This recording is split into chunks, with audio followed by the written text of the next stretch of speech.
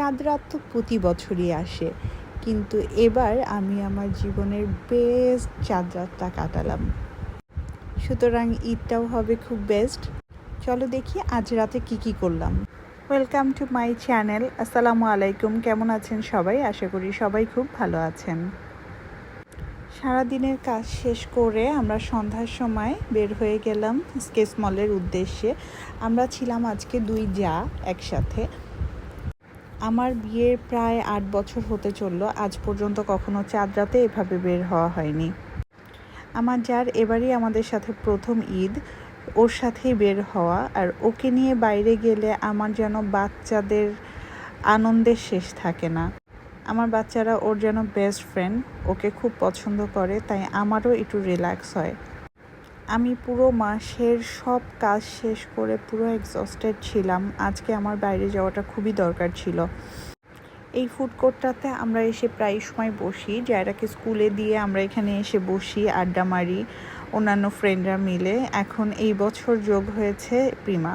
আমাদের এত সবার মধ্যে আমাদের পুরুষ মানুষ সব থেকে বেশি এনজয় করছিল।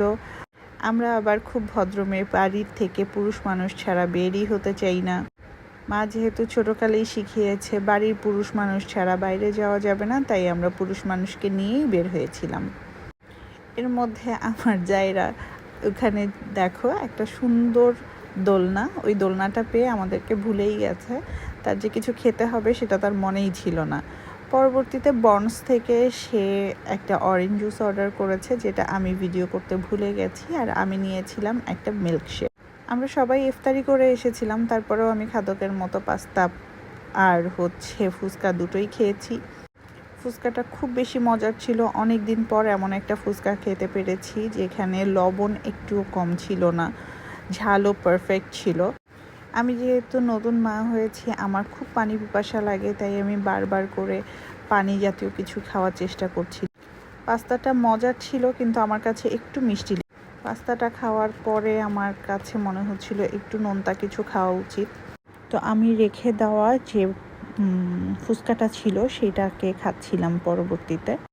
এটা কিন্তু রাত্রে আমরা আবারও স্কেচ মলে এসেছিলাম।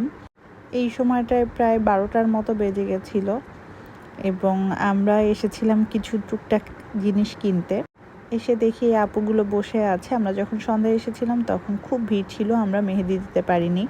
এখন আমরা মেহেদি দিতে চাইলেও এত রাত্রে মেহেদি দেওয়ার মতো সময় আসলে হাতে ছিল না।